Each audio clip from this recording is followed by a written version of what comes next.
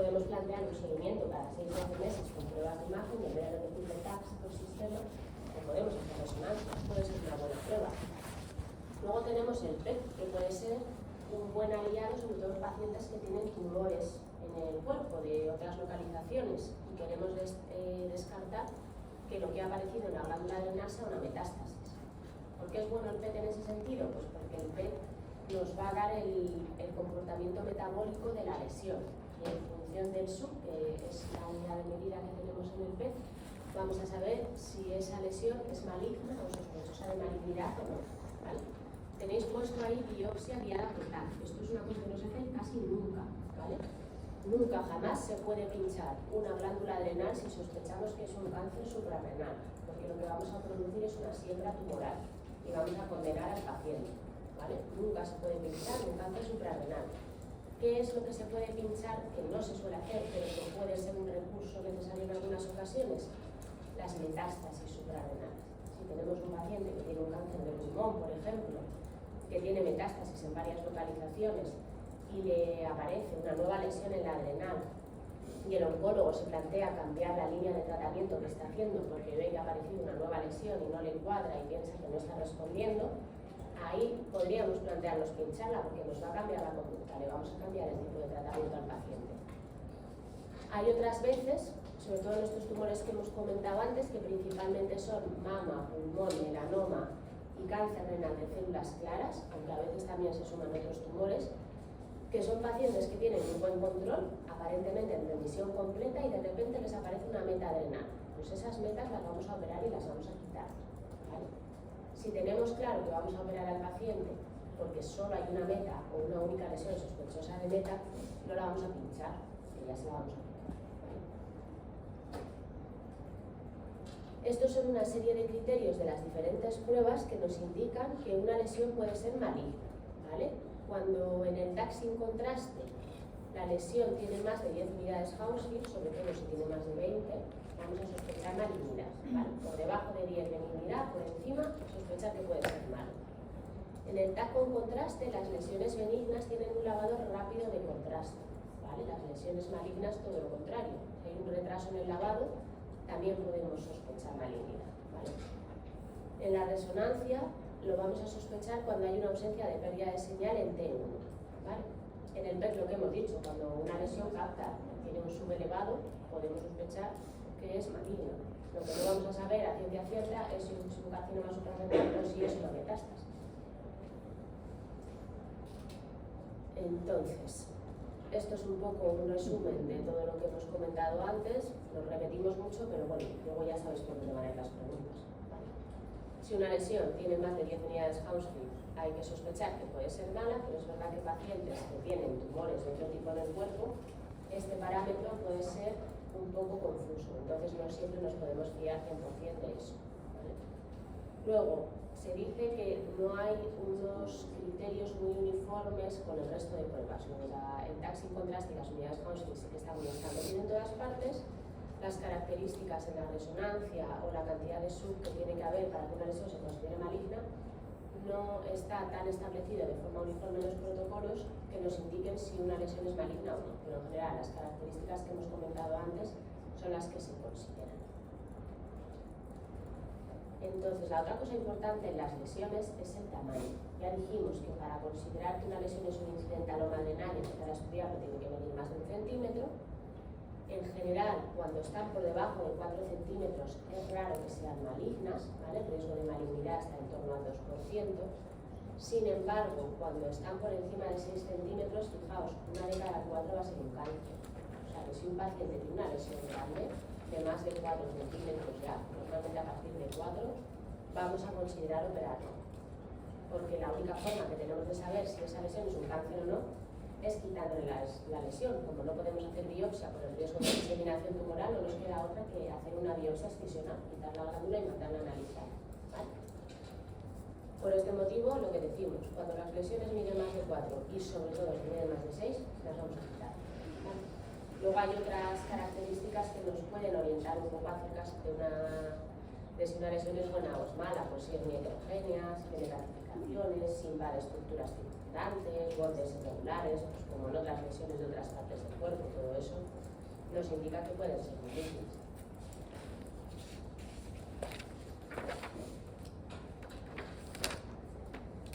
Lo que decíamos, idealmente habríamos empezado el estudio con un TAC sin contraste, pero como nos lo había mandado la compañera de digestivo, por hacernos un favor e ir adelantando pruebas, se lo pidió con contraste.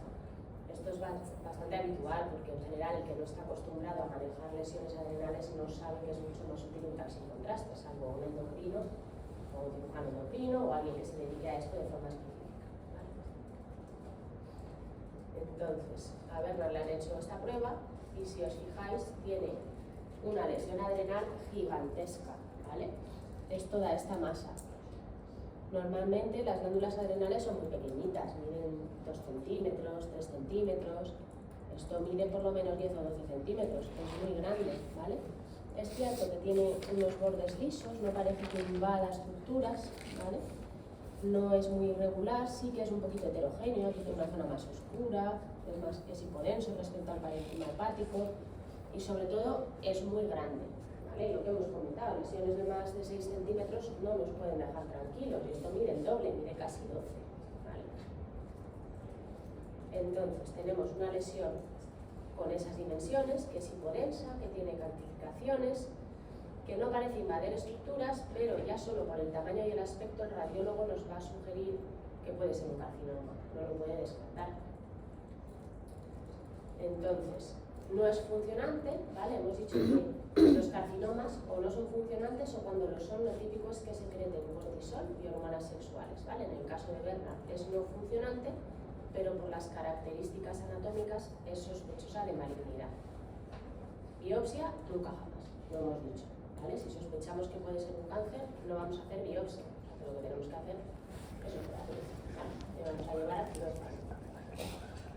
¿Cómo se hacen las cirugías? Pues los que habéis notado el endocrino, si habéis pillado alguna glándula suprarrenal que tiene varias, la inmensa mayoría las hacemos por la paroscopia, ¿vale? Se pueden hacer por vía posterior, por la espalda, por retroperitoneoscopia, o bien por vía lateral, como los riñones de los urólogos. Pero cuando tenemos una lesión tan grande y sospechamos que es un cáncer, en general vamos a hacer cirugía abierta. ¿Por qué? Porque si se rompe la cápsula de una lesión adrenal que resulta que era un carcinoma, nos pasa lo mismo que si hacemos una biopsia, que tenemos una siembra tumoral, ¿vale? Entonces es súper importante manipular la lesión en el menor grado posible y que no se rompa. Y si para eso la cirugía se tiene que hacer abierta, se hace abierta.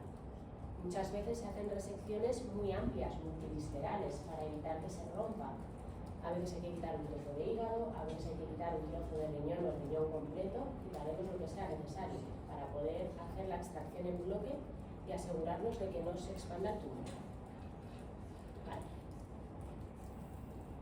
Este caso, claro, más o menos, ¿no? Básicamente tenemos una lesión que es no funcionante, pero que es muy fea radiológicamente y tenemos que operar al paciente para descartar que no sea un tumor. ¿Las funcionantes has dicho que todas son malignas? No, no, para nada, la mayoría no. La mayoría son pusins o son hiperandrogenismos, pero cuando un tumor funciona, que puede pasar, suele producir varias hormonas, no solo una, ¿vale? Suele producir varios tipos porque están desdiferenciados y entonces cogen como muchas células, ¿vale? Ahí sí que hay que quitar incluso cuando son menos de 4 centímetros. Si tenemos sospecha de que es un tumor, se quita siempre, ¿vale? Y si no tenemos sospecha de que es un tumor, pero es una lesión funcionante, se quita siempre, aunque sea más pequeña. Ya vais a ver, por ejemplo, que en el hiperaldosteronismo primario lo típico son micronódulos de menos de 1 centímetro, pues eso se quita porque al paciente le está condicionando una serie de enfermedades que está fastidiando la vida, ¿vale? Entonces lo que queremos es mejorarle eso. Eso lo vamos a ir viendo ahora, ¿vale? Segundo caso, un señor, ¿vale? De 53 años. No es diabético, no es dislipémico, pero es hipertenso desde hace un año, ¿vale? Tiene una hipertensión de reciente diagnóstico y además ha tenido un ictus relativamente joven, por una FA. Solo tiene 53 años, eso nos tiene que llamar la atención. Toma bastantes fármacos, el pack que toman casi todos los pacientes que han tenido un infarto y además varios antihipertensivos, ¿vale? Tiene además un beta bloqueante, un alfa bloqueante y el capenón. A la exploración vemos que es un paciente que tiene una obesidad grado 1, ¿vale? Un IMC de 33, No tiene estrías, sí que tiene signos de insuficiencia venosa crónica, pero con esa obesidad y esa edad pues tampoco es una cosa muy sorprendente. Y tiene esa cara, que podríamos considerar que es un poco fusingoide, puede ser, ¿no? Así gordito, redondito, con chaquetas malares, pero es verdad que el resto de parámetros no nos cuadran mucho con Cushing, pero bueno, es una posibilidad. Estos son los fármacos de Bill y con estos fármacos fijaos qué tensiones maneja, un poquito altas además, ¿no? Cuando tenemos una tensión anormalmente alta que no se controla bien con medicación, podemos sospechar principalmente dos cosas: o una estenosis de la arteria renal o un hiperaldosteronismo primario. Por la clase que estamos dando, pues imaginaréis por dónde van a ir los tiros.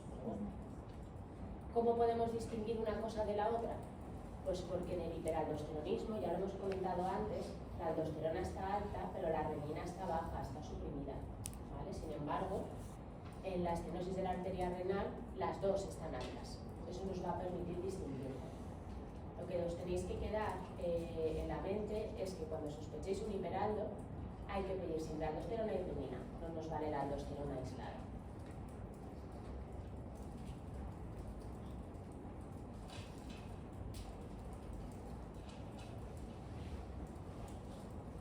Este es un esquema un poco de la fisiopatología del hiperaldo, un poco complejo, no vamos a preguntar con tanta profundidad, pero bueno, es cierto que cuando aumenta la liberación de aldosterona, lo que va a producir es una retención de sodio que se va a traducir en una hipertensión, que es lo que tienen estos pacientes, ¿vale? Entonces, sospechamos que Bill tiene un hiperaldosteronismo, ¿vale? Son un grupo de desórdenes que producen una cantidad excesiva de aldosterona en el cuerpo y que suele ir acompañado de una bajada o una supresión de la renina. Así es como vamos a diagnosticar esta enfermedad. Y se puede producir por diferentes entidades, ¿vale?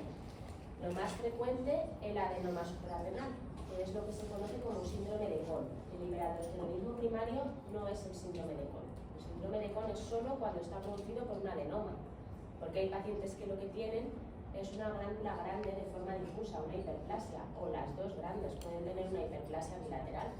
Y esto no es un síndrome de Cohn, pero sí produce un hiperaldo primario y el manejo va a variar un poco, porque normalmente cuando solo tenemos una glándula enferma, podemos plantearnos operar al paciente para resolverle el problema, pero si tiene las dos enfermas, esto no deja de ser una enfermedad benigna, pues normalmente no le vamos a quitar las dos glándulas. Porque vivir sin glándulas suprarrenales es una faena, tenemos que estar tomando corticoides de por vida. Y ante cualquier situación de estrés, incluso que nos saquen una muela, tenemos que aumentar muchísimo las dosis de corticoides para que el organismo responda en consecuencia. O sea que quitar las dos glándulas suprarrenales es algo excepcional, os tenéis que quedar con eso, ¿vale? Lo que sí se está empezando a hacer es en pacientes que tienen patología bilateral y que tienen muy mal control tensional, que toman 4 fármacos o más, que han tenido ya complicaciones cardiovasculares como este paciente, por ejemplo, que ha tenido un ictus relativamente joven. Podríamos plantearnos quitar la glándula más funcionante.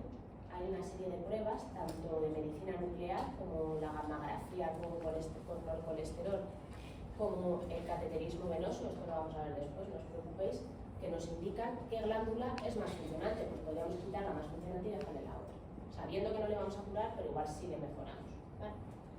Luego hay otras causas menos frecuentes, pues el carcinoma ya hemos dicho que puede producir muchos tipos de hormonas, podría producir aldosterona también, aunque no es lo más habitual. ¿Y qué es lo que pasa con el hiperaldo? Pues que produce hipertensión y daño cardiovascular, produce remodelación cardíaca, produce problemas endoteliales y todo eso puede dar lugar a eventos cardiovasculares, ¿vale? Hay una retención de sodio, una supresión de la renina, esto es lo que vamos a ver en las analíticas, y aunque no todos los pacientes lo tienen, es muy característico que haya hipopotasemia. Para estos pacientes, si vemos un paciente que es hipertenso y tiene el potasio bajo, hay que sospechar hiperaldosteronismo primario.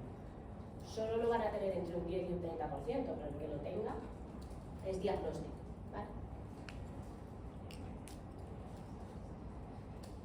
Muchas veces la hipertensión, sabéis que es una patología súper frecuente y no le damos la importancia, la relevancia que tiene, ¿no? Tenemos un paciente y hacéis familia, estáis en un centro de salud, tenéis un paciente de 40 años que debuta con hipertensión, que 40 años es una edad relativamente joven, le empezáis a poner medicación, con una medicación no responde bien, le ponéis 2, le ponéis 3, parece que se controla, no le damos más importancia, pero un debut de hipertensión a esa edad y con esa cantidad de fármacos nos tiene que hacer sospechar que igual no es una hipertensión esencial y es un hiperaldo. O sea, que el estudio tiene que empezar desde primaria, tiene que ser el médico de familia el que empiece a reconocer este problema, ¿vale?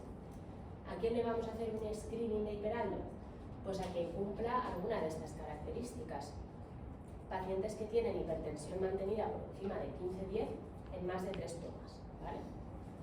O pacientes hipertensos con cifras mayores de 14-9 pese a estar con 3 fármacos antihipertensivos. Esto es ya mucha medicación, pero no es tan raro encontrarlo, ya lo veréis cuando hagáis guardias o veáis pacientes en las consultas. Pacientes que sí que tienen las cifras de tensión controladas pero que necesitan 4 o más fármacos, ¿vale? Y luego pacientes que sean hipertensos y tengan hipopotasemia, ¿vale? Eso ya lo hemos dicho, que la hipocaliemia y la hipopotasemia es lo mismo, ¿vale? Pacientes a los que se les detecta un incidente de aroma suprarrenal y además resulta que son hipertensos, podríamos plantearnos pedir una aldosterona y una renina por si acaso, o pacientes que tengan antecedentes de hiperaldosteronismo en la familia, porque hay un pequeño porcentaje de hiperaldos que tienen agregación familiar, ahí también lo vamos a sospechar. Estos son los más habituales, ¿vale? Pacientes que tienen una tensión un poquito altita, que toman 3 fármacos y aún así no se consiguen controlar bien. Entonces, ¿qué vamos a medir en el screening? Los niveles de aldosterona plasmática y también de renina, la actividad de la renina plasmática, porque lo que vamos a buscar son niveles de aldosterona muy altos y de renina muy bajos.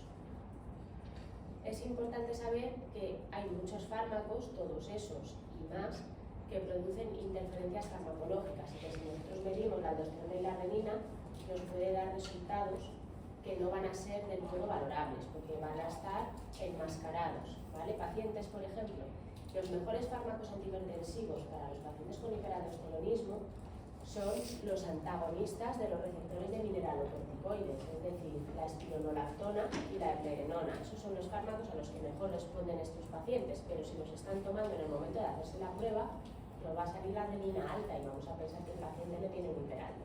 Hay que suspenderlos unas semanas antes, hasta 6 semanas antes de hacer la prueba. ¿Cómo se interpreta esto? Pues si tenemos una aldosterona muy alta y una renina muy baja, ARP es la actividad de renina plasmática, lo que vamos a tener es una relación de aldosterona-renina súper alta, unas cifras muy elevadas. Cuando son muy elevadas, pues lo que tenemos es que sospechar que estamos ante un hiperaldo. A Bill le han puesto todavía más fármacos, ¿vale? Ya está con el betabloqueante, tiene un IECA, tiene un alfa bloqueante, le han puesto el amlodipino y aún así sigue con la tensión regulera, ¿vale? Este es su estudio funcional, tiene una analítica con una función renal normal, el potasio es sutilmente bajo, pero bueno, eso depende un poco de los laboratorios. Aquí en general por debajo de 3,5, 3,4 se considera bajo, pero podríamos considerarlo relativamente normal. Tiene el cortisol normal, las hormonas sexuales normales, pero tiene la aldosterona alta y la renina suprimida, ¿vale? Si os fijáis, actividad de renina plasmática menor de 0,2 y la aldosterona de 41. Si calculamos la ratio aldosterona-renina, nos sale super alta, ¿vale? O sea, que tenemos un hiperaldosteronismo primario. A veces esta prueba no es suficiente y necesitamos un test de confirmación para confirmar que lo que tenemos es un hiperaldo primario, ¿vale? ¿Cuáles son los test de confirmación? Pues tenemos muchas opciones. Una sobrecarga oral de sodio, también se puede hacer con una infusión salina intravenosa. Podríamos hacer un test de supresión o un test de captopril, ¿vale? ¿Por qué hacemos esto? Porque en un paciente al que vayamos a operar un hiperaldo, vamos a tener que determinar muy bien cuál de las dos glándulas es la enferma. Ya lo hemos dejado caer antes y lo vamos a ver ahora con más detenimiento. ¿Cómo sabemos cuál de las dos glándulas es la enferma? Haciendo un cateterismo venoso. Y esto es una prueba invasiva que tiene sus riesgos, porque hay que acceder por la femoral a la cava y de ahí subir hasta las venas suprarrenales. Esta prueba puede tener complicaciones y no se la vamos a hacer a un paciente que no tiene un hiperaldo seguro. Entonces, a los pacientes a los que nos planteamos operar, vamos a hacer un test de confirmación. Hay una excepción en la que podría obviarse hacer un test de confirmación porque está clarísimo el diagnóstico, que serían pacientes que tienen la aldosterona muy alta y la renina muy baja, ¿vale? Es decir, un ratio de aldosterona-renina elevado, y el potasio bajo, que ya hemos dicho que eso es súper característico. Con una actividad de renina pues indetectable de lo baja que está y unos niveles de aldosterona de forma aislada por encima de 20. A priori eso se considera en las guías que está tan claro que podríamos no hacer un test de confirmación, pero en todos los demás pacientes sí que lo vamos a hacer. Una vez tenemos confirmado el hiperaldo, vamos a hacer una prueba de imagen, ¿no? Para ver cuál es el problema de nuestro paciente, si tiene un adenoma, si tiene una hiperplasia, si es unilateral, si es bilateral, ¿vale? Entonces, tenemos varias opciones, o glándulas aparentemente normales, porque lo que tengamos sea un microadenoma, un adenoma tan chiquitito que no se visualiza bien con las pruebas de imagen habituales. O un macroadenoma, es decir, un adenoma de más de 1 centímetro en uno de los lados. Esto es lo que llamamos síndrome de Cohen, ¿vale? Un engrosamiento unilateral, es decir, una hiperplasia. El adenoma chiquitín, que ya lo hemos comentado, o adenomas o hiperplasias bilaterales. Es importante sobre todo saber si tenemos una glándula enferma o tenemos las dos, para ver qué vamos a hacer con el paciente. Lo más habitual, pues tener un adenoma, ya lo hemos dicho, el síndrome de Cohen es lo más frecuente. Como siempre, si la lesión es grande, mide más de 4 centímetros y sobre todo si mide más de 6 centímetros, aunque todo apunte a que es un hiperaldo, no podemos olvidar que cabe la posibilidad de que sea un carcinoma. Entonces, vamos a hacer la cirugía igual, pero tenemos que ser muy cuidadosos con el tema de evitar que se nos rompa la cápsula de la lesión. Si tenemos una hiperplasia bilateral, tradicionalmente estos pacientes no se han operado. A día de hoy se está empezando a plantear lo que hemos dicho, hacer un CATE para ver si hay una de las dos glándulas que sea más funcionante y quitar la más funcionante para intentar mejorar la calidad de vida del paciente. O bien reducir la cantidad de fármacos antihipertensivos que toma, o incluso mejorar sus cifras tensionales. No lo vamos a curar si tiene una patología bilateral, pero podemos mejorarla. Esto es lo que tiene BIM.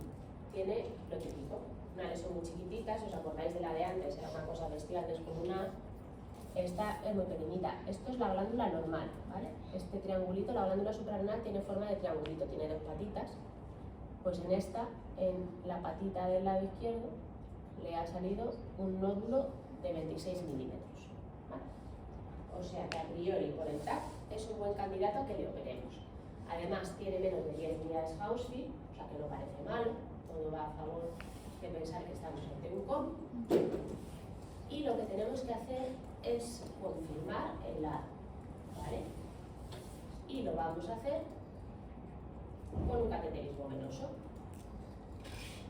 Lo malo del hiperaldo es que muchas veces se diagnostica muy tarde, por lo que hemos dicho, porque no hay un alto índice de sospecha, son pacientes hipertensos, llevan muchos años con hipertensión y hasta que a alguien se le ilumina la bombilla y empieza el estudio, pues igual han pasado 10 o 15 años.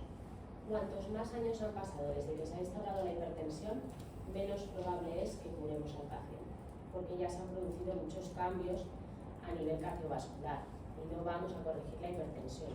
Sí que podemos mejorarla, ¿vale? Hay quien dice que en pacientes que no llevan mucho tiempo de evolución podemos corregir la hipertensión por completo hasta un 60%, pero no es infrecuente que no curemos al paciente y lo que hagamos es mejorarlo. Pues si toma 3 fármacos igual empieza a tomar uno y tiene buenos controles tensionales, pues eso ya le va a aportar un beneficio al paciente. Pero es difícil que pacientes que nos vengan con 50 años, que llevan 20 años hipertensos, vayan a curarse.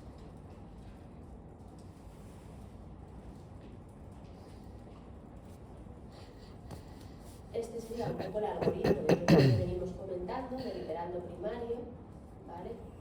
Lo tenéis ya explicado antes, yo creo que no voy a insistir mucho porque es más de lo mismo otra vez, ¿vale? Y este sería el esquema de cómo hacer el cateterismo, ¿vale? Vamos a acceder por la femoral, desde la femoral subimos a la ilíaca, de ahí vamos a la cava y vamos a venir a medir los niveles de cortisol y de aldosterona en las venas suprarrenales. La vena suprarrenal izquierda y la vena suprarrenal derecha son distintas, ¿vale? La vena suprarrenal derecha, que es esta de aquí, sale directamente de la cava, ¿vale? Es esta ramita que viene y que irriga la zona de la suprarrenal. Es más difícil de cateterizar, porque es una rama muy cortita. Aquí se ha puesto más larga para que lo reconozcáis bien, pero es una rama difícil de cateterizar. Sin embargo, la vena suprarrenal izquierda no sale de la cava. Si os fijáis, sale de la vena renal izquierda, es un poco distinto, ¿vale? Y luego tenemos otra rama que tiene la rima, que es la diafragmática o la frénica izquierda, que se va a unir con la suprarrenal. Esto es lo que nos vamos a encontrar cuando operemos al paciente. El próximo día, si vamos bien de tiempo, si queréis ponemos algún vídeo para que lo veáis, porque son cirugías muy bonitas, que se ve muy bien todo. Entonces, lo que vamos a hacer es sacar cortisol y aldosterona en los dos lados, en el lado izquierdo y en el lado derecho, y lo vamos a comparar. Normalmente, en el lado enfermo, en el caso de nuestro paciente, en el lado derecho, vamos a tener 2,5 veces más de hormona que en el otro lado, mínimo. A veces tenemos muchísimo más. ¿Vale? Esto es lo que ve el radiólogo vascular cuando está haciendo el cateterismo, ¿vale? Y si os fijáis, en el lado derecho tenemos una aldosterona de 2900 y en el izquierdo de 900, ¿vale? O sea que nuestro paciente tiene un hiperaldo primario por un adenoma suprarrenal derecho y lo que vamos a hacer es quitárselo por la garoscopia en esta ocasión.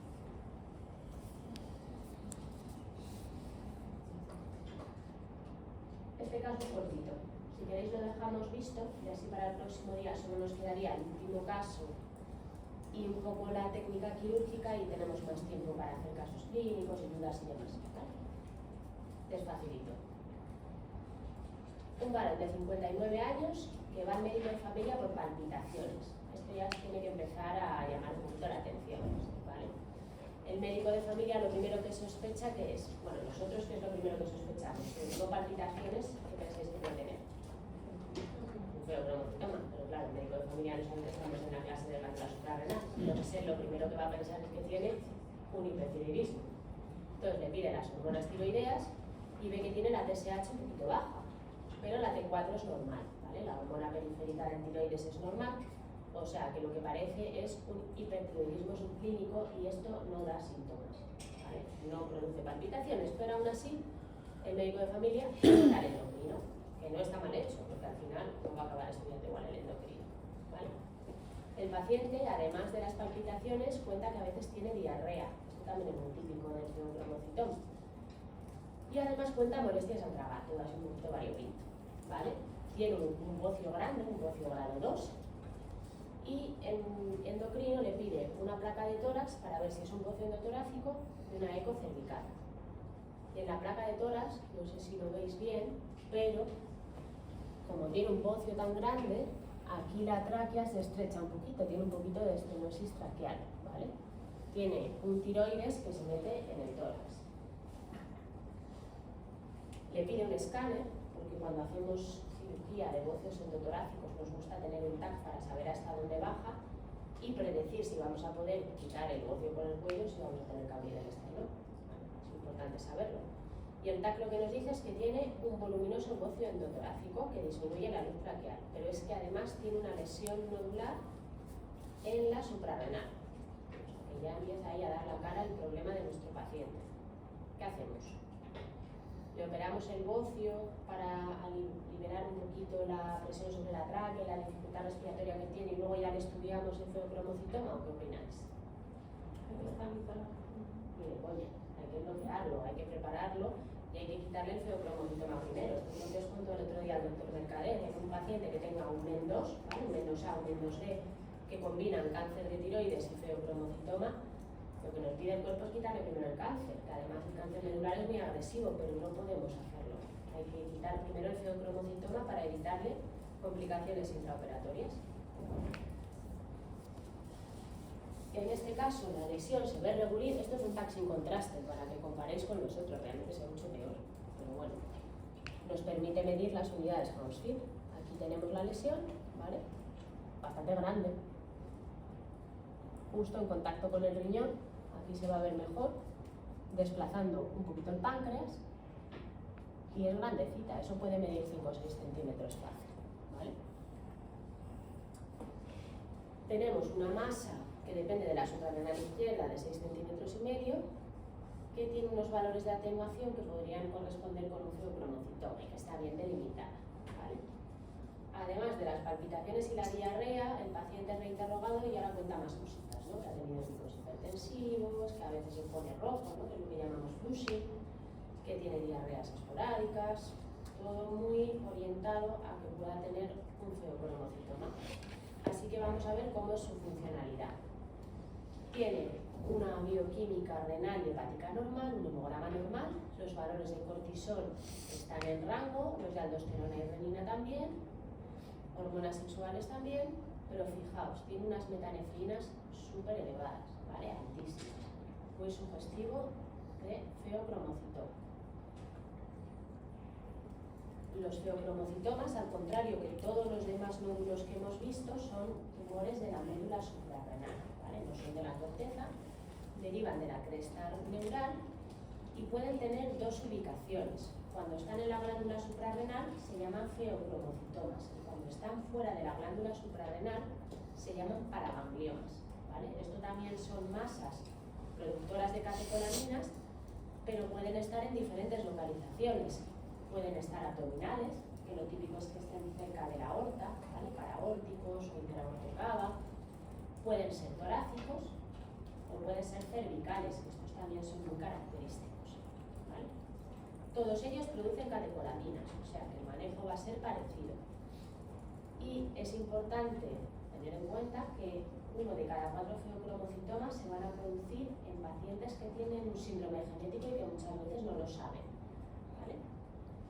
Mendoza y Mendos B, que ya los conocéis, y luego otros síndromes pues menos frecuentes, pero que también son relativamente conocidos, como el von Hippel-Lindau y la neurofibromatosis tipo 1, ¿vale?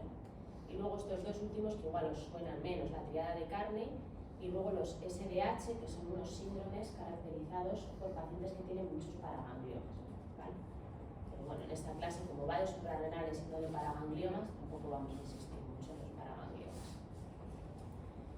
¿Cómo se diagnostica? Pues tenemos que hacerle una analítica o bien de sangre o bien de orina a nuestro paciente y medir o las catecolaminas o las metanefrinas, ¿vale? Y luego tendremos que hacer una prueba de imagen para ver dónde está el problema, a ver si el problema está en una suprarrenal o en las dos, o es un paraganglioma.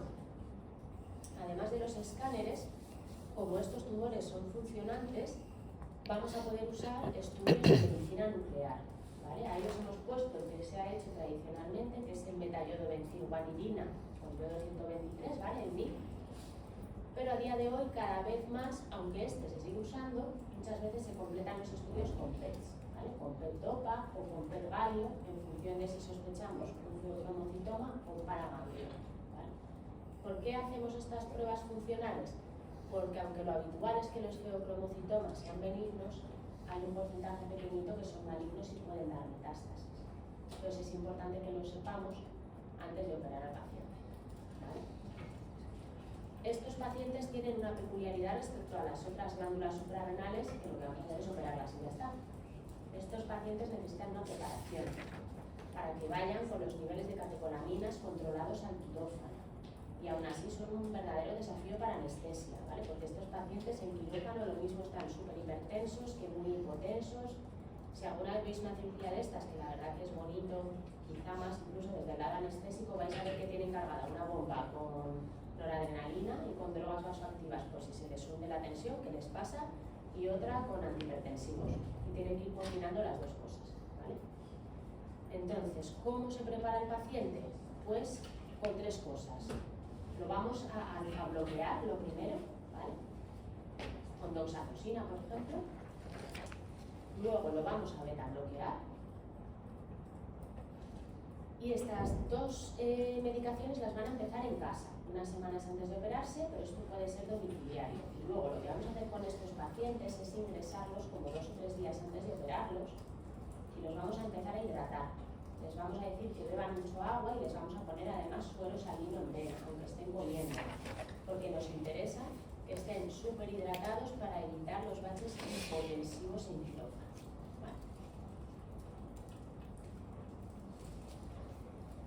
Ya hemos visto antes que estas son las pruebas de Tom, que nos cuadra perfectamente con un feocromocitoma y, como ya sabemos mucho, los síndromes MEN, ¿verdad? Neoplasias endócrinas múltiples, vamos a pedir una PTH y una calcitonina, porque si os acordáis, en el Mendoza puede haber hiperplasia paratiroidea y puede haber un cáncer medular, y en el MEN 2B puede haber un cáncer medular, ¿vale? Entonces vamos a medir los niveles de calcitonina, que vemos que son indetectables, o sea, que parece que en el momento en que el paciente lo único que tiene es un trombocitoma, ¿vale? Esto sería un deterioro de anilina que detecta una única lesión en el cuerpo que capta, que es la que hemos visto en el TAC, no parece que tenga metástasis, o sea que vamos a poder plantearle a nuestro paciente el tratamiento quirúrgico. Si resulta que nuestro paciente tiene un síndrome genético, que eso lo vamos a saber porque a estos pacientes cuando se les detecta un feocromocitoma o bien un cáncer medular, lo que sea, se les manda genética y se les hace un estudio para descartar menos, ¿vale? Si en este caso lo que hemos visto es que la lesión es unilateral, pero si tienen el síndrome genético pueden tener tendencia a desarrollar un feocromocitoma en el futuro en la otra glándula, o sea que estos pacientes no los vamos a dar de alta, los vamos a seguir siempre. Así que nada, a Tom lo vamos a poder curar. Vale, y yo creo que esto, si parece, lo dejamos para el próximo día. Vemos la técnica quirúrgica y hacemos casos clínicos, y si tenéis dudas o lo que sea, pues las preguntáis. ¿Vale? Gracias. No sé si estás